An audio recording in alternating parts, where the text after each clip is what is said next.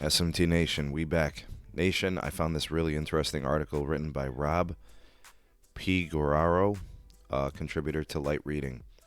All right, so this actually is not a new article, but as I was reading it, I thought it was really good.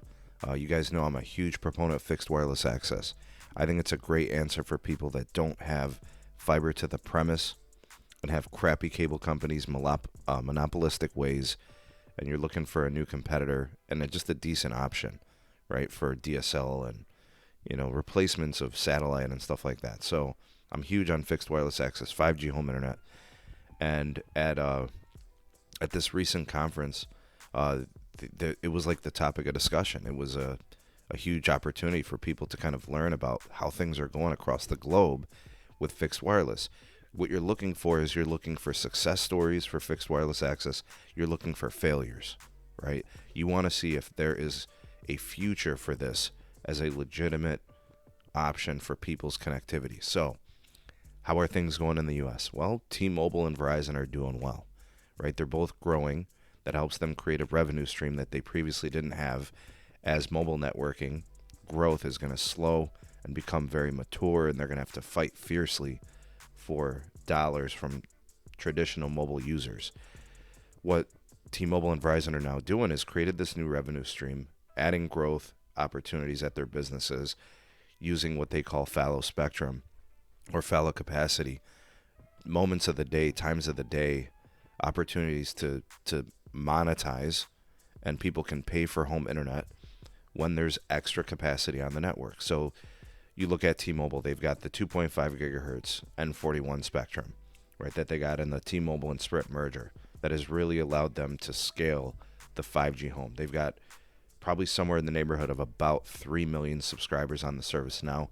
That number is expected to grow to 7 to 8 million. All right, we're expecting Verizon to kind of do the same. They've added,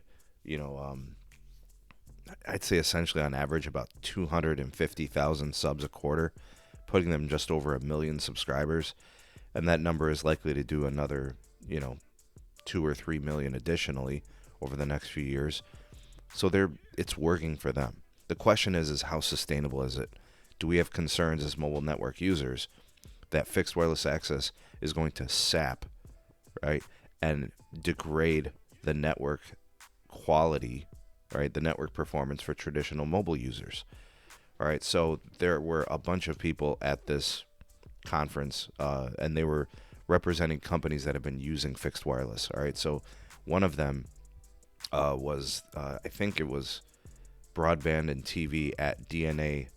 I don't even know how to say this, OIG, OIG. I'll link in the description for the article. All right, so they said 40% of households in Finland are connected over mobile.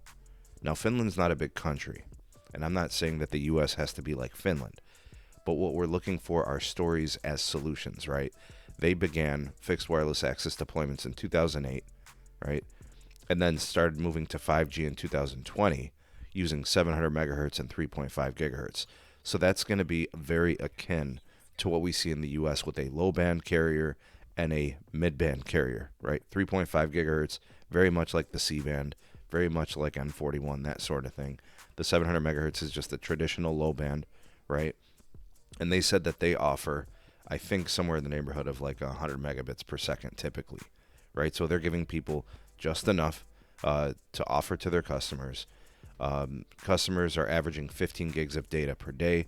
You go ahead and extrapolate that over a 30-day month, right? And they said that they can actually provide throughput even during busy hours of 380 megabits.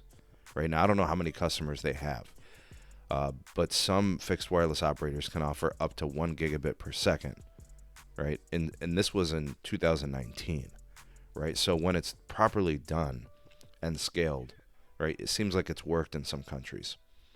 Other countries that were mentioned in this article, Italy, right? They started on the 4G side. They're going to be moving to the 5G side. It looks like they've got some political issues with probably their spectrum agencies. They're trying to get 3.6 gigahertz mid-band frequencies for fixed wireless access. Obviously you can very easily, congest networks if you don't have enough spectrum, right? And they pay premium dollars. They've got mid-band, they've got millimeter wave that they're going to be deploying there with some of those companies. And then actually, I thought this one was interesting. In the United Arab Emirates, there's a fixed wireless access that's also being used, but the way that they're doing it is they've got one of the highest fiber penetrations in the world. 97% of the homes in the United Arab Emirates have fiber to the premise. So they don't need it as a fixed wireless access solution for home users. What they want to do is they offer the fixed wireless access for new construction urban areas, right, for rural areas. They're, in smart city applications like surveillance cameras on streetlights. So being wireless is actually the reason for the existence of fixed wireless over a wired connection. So for ease of use for application and small enterprise and other businesses. And they're doing terabit data caps, right? So there's plenty of usage, right, that they're allotted in those instances. It looks to me, folks, like, T-Mobile getting to that 7 to 8 million customers shouldn't be much of an issue, so long as they, number one, scale the proper fiber circuits to those towers, densify their networks, again, continue to innovate with, different software features and carrier aggregation combos. But in the basic, most fundamental concept of networking, you need spectrum and you need fiber circuits. Then the fixed wireless becomes a legitimate option, right? Then we could start talking about multi-user MIMO. We could start talking about, all these other technologies, the beamforming that helps with quality of connection, and you get optimal spectral efficiency. All that stuff is great. I mean, millimeter wave's got to come in play. Midband cannot carry the mail, right? Long term. Okay, so better solutions and hardware. But it looks to me like when I look across the globe and I look at all these stories, and I didn't intend to make this video too long, but like I said, you have to look at the successes of different use cases, and you have to look at the failures.